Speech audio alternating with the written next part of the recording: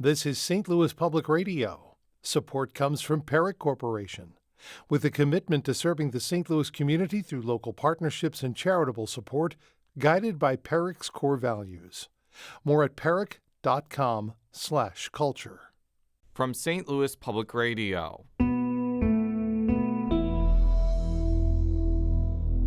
This is Politically Speaking. Hi, everybody. This is Jason Rosenbaum, a politics correspondent for St. Louis Public Radio. Earlier this week, I had a chance to talk with Missouri Republican Congressman Mark Alford, who represents the state's 4th congressional district. The main topic of discussion was his support for a rescissions package that defunded the Corporation for Public Broadcasting. I felt that Alford had a unique perspective on this topic as a former broadcast news journalist. We also talked about a number of other topics, like his support for the One Big Beautiful Bill and the looming possibility that Missouri may redraw congressional districts. I started off by asking Alford why he supported getting rid of federal funding for public media companies. Well, Jason, thanks for that question. And look, this is not personal to you. I think you're a great journalist. You have always been fair to me in every interview that I've heard you do. You are fair no matter who you're interviewing. This is about, in general, that taxpayer-funded journalism, I think, really should be over, especially when we're looking at $37 trillion of debt that's put on the backs of the American taxpayers. I have friends in PBS and NPR here in the Kansas City area as well. This is not a slam against them, but, I competed basically for 35 years against taxpayer-funded stations through the Corporation of Public Broadcasting. We competed for eyeballs. I think it's time, with the number of media outlets that we have now that we did not have in the 1960s, we have 15,000 commercial AM and FM stations. We have, I think, 425 satellite radio channels. We have 4 million registered podcasts. There are about 500 million worldwide listeners to these. And I think the time has come, I guess, for NPR to fly on its own, for the Corporation of Public Broadcasting to compete with the rest of the commercial broadcast stations. We are not trying to kill Big Bird. We're just trying to get him out of the taxpayer's nest and get Bert and Ernie to move out of their parents' basement. It's time to grow up and compete with the big boys. You guys do a great job, and I'm sure that your great product could be readily sold, just like your competitors are doing. And I want to acknowledge something here, because I think that we need to be honest about certain things. I think that there is an inherent tension in covering government when the government funds you. That's certainly the case for us for now, that we're part of the University of Missouri system and we're state employees. That will not be the case in the near future when we become independent. But I just wonder if Republicans are being consistent on this point, because I haven't heard a lot of people say that there shouldn't be public notices in newspapers, especially when those benefit very rural ones that depend on that type of income. I know radio and TV stations, even commercial ones, get some government funding for emergency broadcast related equipment. And I've even read articles that Carrie Lake of Voice of America is bringing in things like OANN to Voice of America. They're not being paid for that, but that's still a massive in-kind benefit to that agency that other for-profit companies are getting. Is there a lack of consistency on this point that needs to be addressed before you really hone in on Corporation for Public Broadcasting? I don't think it needs to happen before we hone in on that. I think it can be in conjunction with that, and I welcome the opportunity to take a closer look at these. I know Carrie Lake. I know how she's trying to reform Voice of America, which I think needs some corrective steps. As far as the emergency broadcast system goes, I mean, that is a matter of national security. That is a matter of safety. The alerts that come down through the EBS have been critical in saving lives. There are instances, I know in St. Louis recently, where maybe it didn't do what it was intended to do. But look, I will give you this, Jason. I am willing to look at anything and all things, and as a member of the Appropriations Subcommittee that oversees the Federal Communications Commission and Brendan Carr, I am willing to have tough conversations with him as well, and whoever it is, to make sure that this is fair and that it is a deserving correction in America journalism, information, and technology. Do you have any concern that this could cause smaller rural NPR and PBS affiliates to go out of business? Like, for full disclosure, after this happened, St. Louis Public Radio raised more than the cut that is going to come from the end of Corporation for Public Broadcasting. I think we'll be okay. I'm more concerned about what happens in Cape Girardeau and Warrensburg and Maryville and Chillicothe. What about you? Well, look, we regularly go to Warrensburg, the PBS station there. I think it's KMOS. Scott Fahn has a show on that. I've been on that show as well. They have a lot of help, of course, through their university. So the students who are working there are getting credit as well. I think they're paid some. But yeah, there's going to have to be a way, and I think there will be a way to pick up funding through other measures. It's just like we're seeing now with the rural hospitals. I visited 4 rural, and I'm not trying to change the subject. We can get back to this later. But they are looking for ways now that they're not going to be getting money, some of the money through the Medicaid program that they were before the expansion cuts that we made through the One Big Beautiful Bill. They're making adjustments. NPR will be around. PBS will be around. I think there's going to be some rebranding to that. But the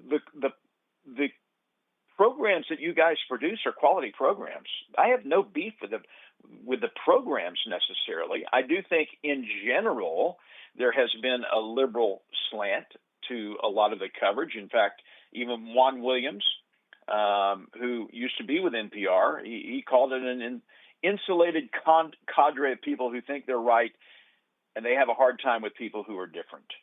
I think, and this is a much larger discussion, Jason, I think you and I have talked about this before, maybe even off mic, about journalism in America and how we've got to, it's not my job to rebuild trust in journalism. I'm out of that market. It's the people in the business that need to do it. And so I think while we're trying to rebuild trust in Congress, journalism certainly has its job to do, because accurate information with as little bias as possible is paramount to the survival of democracy in our republic.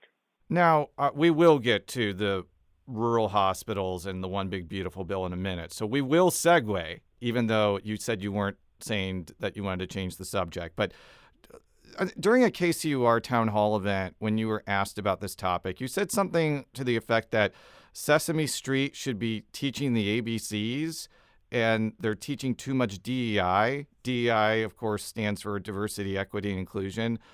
Can you give me an example of that, of what you find objectionable about like what Sesame Street or other PBS children's programming is doing right now? Well, look, I don't have a specific episode at my fingertips or something I can quote from that Big Bird has said or Bert and Ernie, but I do know this. The programs that were being funded to go into foreign countries, basically, and here as well, teaching programs about diversity, equity, inclusion. And look, I don't have anything wrong against equality. The equity portion has always been an issue with me, in that equal outcomes are not guaranteed in America. And I think that if you go back and look at, there is a vast, vast difference of the Sesame Street shows when I was growing up in the 1970s and 80s than what is on the air now. And I think if any objective American who took an episode from from 1985 and compared it to 2025, there is a stark difference. Well, I actually am kind of an expert in this subject because my son Brandon absolutely loves PBS Kids. He loves shows like Skillsville, Let's Go Luna, Carl the Collector, Arthur. So I have watched a lot of PBS children's programming in the last few years. And yeah, I think there are instances that I could see conservatives find objectionable, like when in Arthur, Mr. Ratburn, who's the teacher for Arthur, gets married to his partner, who is a man. And I guess I could see why that would be controversial, but I guess I would flip it around and say Donald Trump appointed a gay man to be Treasury Secretary. And he's made a lot of appointments of openly gay people to major positions. I think that saying that gay people exist, even in children's programming, I don't see that as controversial as it was in the 1970s or the 1980s. Do you? Jason, do you honestly believe that the average American knows that Secretary Bessent or Richard Grinnell are openly gay individuals serving in the administration? I don't know the answer to that, and I know they don't spend all their time talking about their spouses who happen to be of the same sex, but I'm just making a point that, like, they are high-profile public officials who are openly gay. And But that's because President Trump appointed them based on their merit, not because of their sexual orientation or to whom they're married. And that's what this administration and what conservative Republicans are about. It's about meritocracy and not about diversity, equity, inclusion. That's my entire point. That was my point on armed services when we were trying to get DEI programs out of the military. Thank God we finally did. Because our recruitment numbers were going through the floor. Fort Leonard Wood was freaking out that we were going to have to close the base if we didn't get more recruits in there. And thank God we've raised the recruitment, meeting our standards now. We have 5 new companies there this year. You raise a very interesting point, Jason. There is a difference between acceptance and affirmation. And I think what we've gotten to a point in our media is this quest for affirmation rather than acceptance. Scott Bessent and Richard Grinnell, 2 fine Americans, I don't care who they're married to. I care about how they run the Treasury. And Ambassador Grinnell, I know he's running the Kennedy Center and has other duties as well. But I don't really go through the cabinet and say, okay, well, who is Secretary Rollins married to? Who is RFK Jr. married to? I don't care. I care what they do for America. And I think that's how President Trump looks at it as well. Well, RFK Jr. is married to Cheryl Hines, who was on the Hines family. Well, no, she was on Curb Your Enthusiasm with Larry David, a classic show that is arguably just as good, if not better, than Seinfeld. Though that may be even more controversial than the last question I just mentioned. All right, let's actually pivot to the One Big Beautiful Bill. You kind of alluded to this earlier, but I think that the most controversial part when we're talking about Medicaid among Republicans was this provision that was eventually passed that places restrictions on what are known as medical provider taxes. They're taxes on hospitals. States like Missouri use the revenue from that to send to the federal government so they can get federal money for Medicaid. Senator Josh Hawley is actively trying to repeal these restrictions before they go into effect in 2028. They won't really affect Missouri until 2030 because we have a, I guess, 5.2% rate, and it will go down to, I guess, 5% in 2030. What do you think of Senator Hawley's efforts to reverse this, given that there are a lot of Republicans in the House and Senate who think that this is the worst thing that's ever happened to Medicaid? Well, look, I know that the program needed to be saved. After the expansion, so many people got on this program, and so much of it was put on the federal taxpayers to put the bill for this. It's not workable. I think the provision that Senator Hawley came up with this $50 billion fund that was going to be apportioned to the different states as needed is to help our rural hospitals is a big win. I wish I'd thought of it because our rural hospitals do need help. I've been to 4 different rural hospitals in the last week and plan to visit all. I've been to 4 others in the previous year, and I think we have 11 or 12 in our district, and they're hurting. But they are looking for solutions to survive, and there are solutions out there. And we're going to work with them however we can, even through the appropriations process, to try to help them survive. And I'll be glad to work with Senator Hawley and listen to these ideas and see if it's doable, if it's a workable solution. I've heard arguments from some Republicans, and I kind of alluded to this earlier. They feel that medical provider taxes are scams that effectively bilk the federal government out of money to pay for Medicaid programs.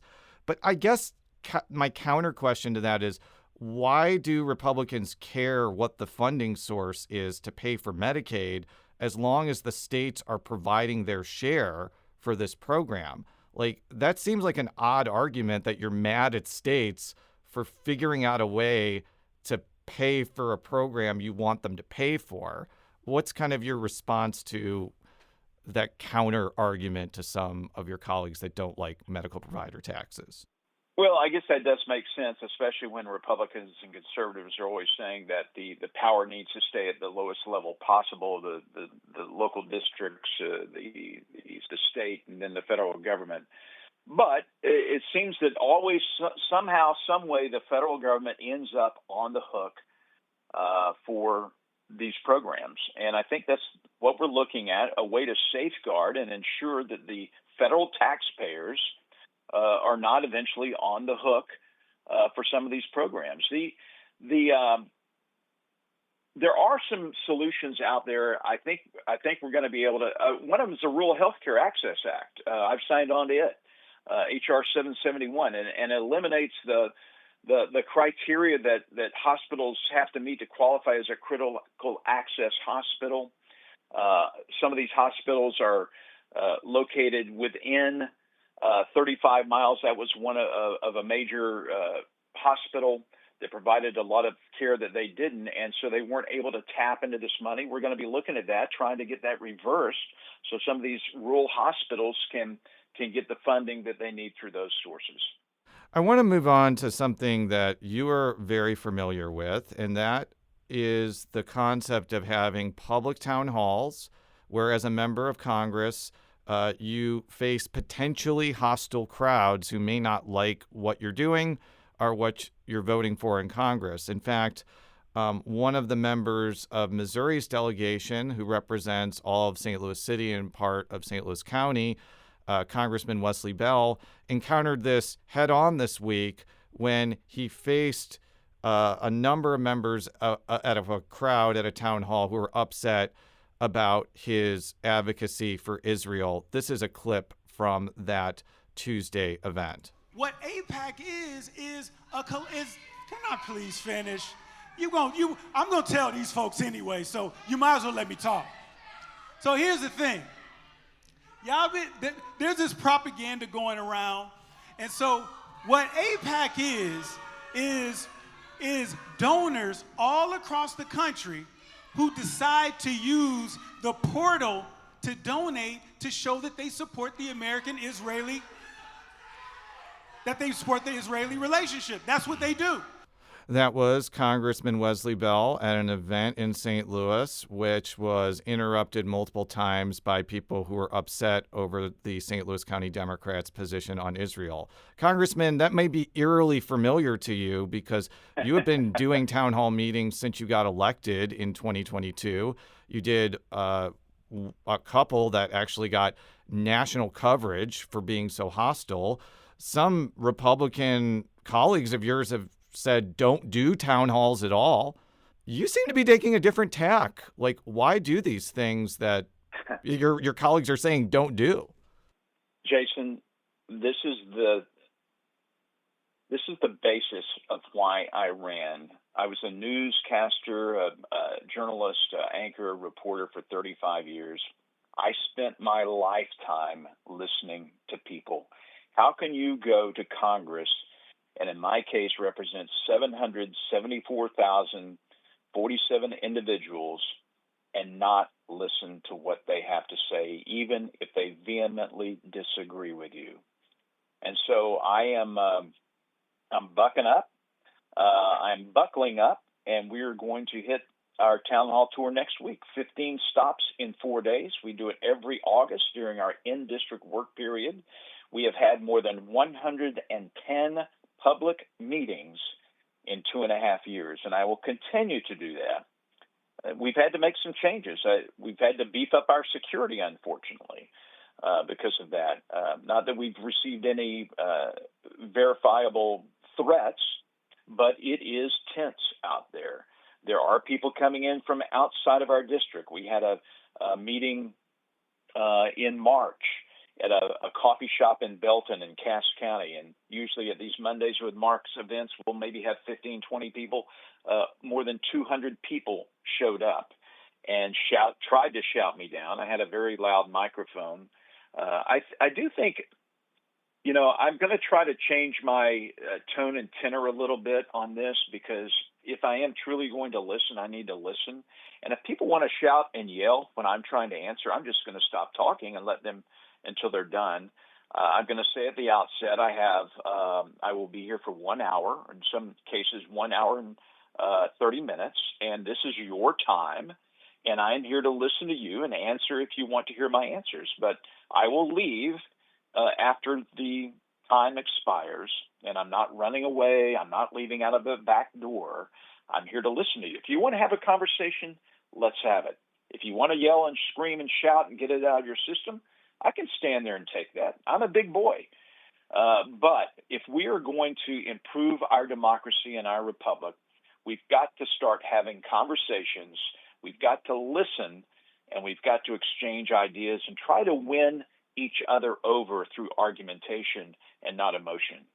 I just want to note for our audience that Congressman Alford did a town hall at KCUR where he was asked about public media funding and said basically the same thing he said during this interview at a public radio forum. So I want to just make that clear that there is some courage to be doing that. And I think while I think that the bar maybe has dropped very low, it is notable that you didn't genuflect just because of the venue. So want to make that clear right there.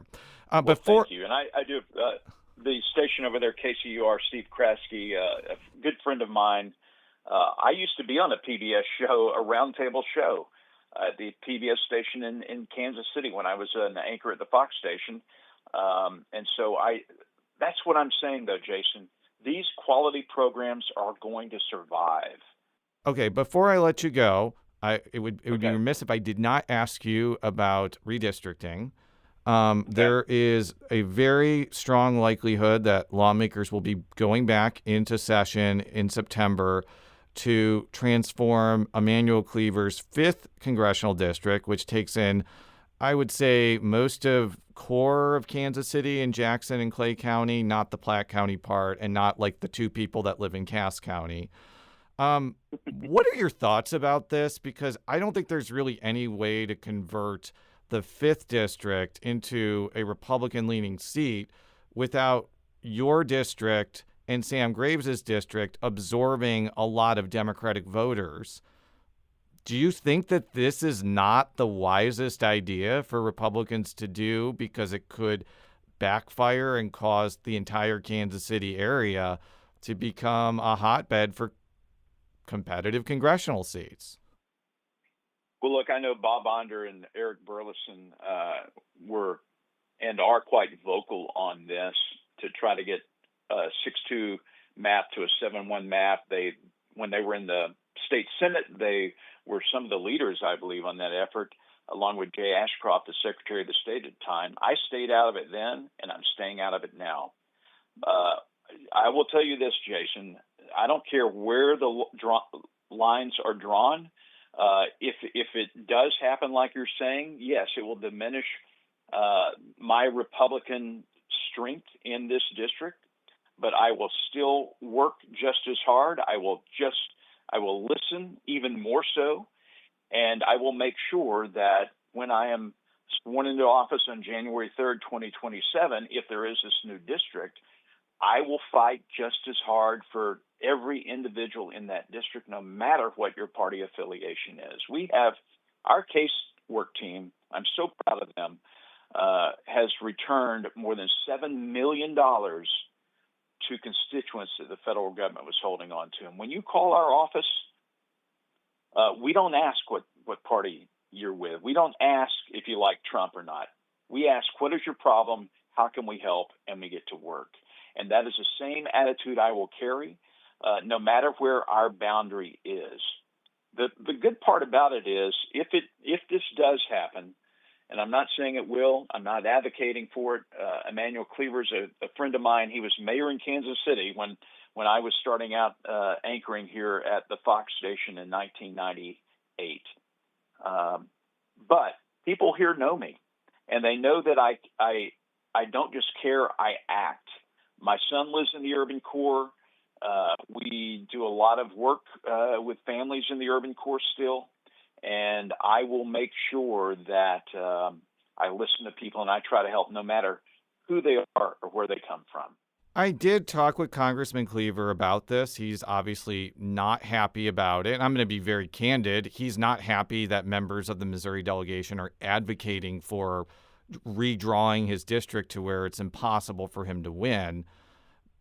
I think, though, he was more upset that President Trump pressuring Texas is prompting California to respond and Illinois to respond, and is now prompting Missouri and Indiana and Florida to respond, and that it's just not really appropriate in general, whether it's Democratic or Republican states, to be redrawing lines mid-decade with outdated data because of fears that, like, the Republicans might lose the House. That's his view, not necessarily mine. Does he have a point here that this entire gambit just may be just not the right thing for the country to be going through right now? I think we are at a critical point in our nation's history, and I think this inflection point, I think, is led by Donald Trump and his policies that I think have been effective over the last 8 months. Yes, it's been somewhat tumultuous. I think it's starting to settle out. But if you look at what he's doing on the world stage and economically here at home, I think you're going to see a big, big turnaround from where we were last year. To continue with that, though, and it is make America first, and by that I mean make America the strongest that we can be, so that we can help other people around the country. Okay, that's why I advocated for keeping the PEPFAR program alive, and through my efforts and that of Mario Diaz-Villar, we kept that program alive for the foreseeable future, helping combat AIDS in Africa. My point is, if Donald J. Trump, on January 3rd, 2027, we lose the House and Hakeem Jeffries is the Speaker of the House, everything will be about impeachment. Nothing will get done. And the course that we're headed on now, this corrective course after failed policies of Joe Biden, will be for naught. And I'm not saying that this is entirely why this effort is being made to capture these seats in Texas and possibly Missouri and other places. But I do know this. We've got to make sure that President Trump is not saddled once again with the albatross of impeachment that the Democrats have hoisted upon him with failure in the Senate, at least. And so I'm, again, neutral on this, but I'm willing to serve. I'm here to serve. Whoever's in my district, I will do the best I can to make sure that they're heard and they're served. That was Missouri Congressman Mark Alford, who represents Missouri That was Missouri Congressman Mark Alford, who represents the 4th Congressional District in the United States House of Representatives. At least for now, it takes in portions of the Kansas City metro area, southern Missouri, as well as mid-Missouri. You can find all of our coverage of Missouri politics by going to stlpr.org. I'm Jason Rosenbaum, and thank you so much for listening.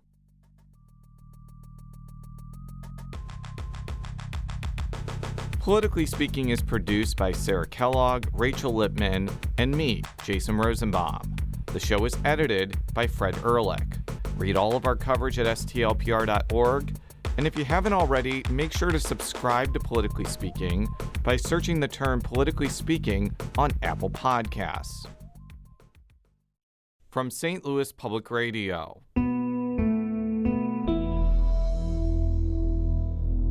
This is Politically Speaking. If you have a smart speaker, you have access to the entire world of NPR and St. Louis Public Radio. All the latest news and all the captivating stories. Activate our voices with yours by telling your smart speaker to play St. Louis Public Radio.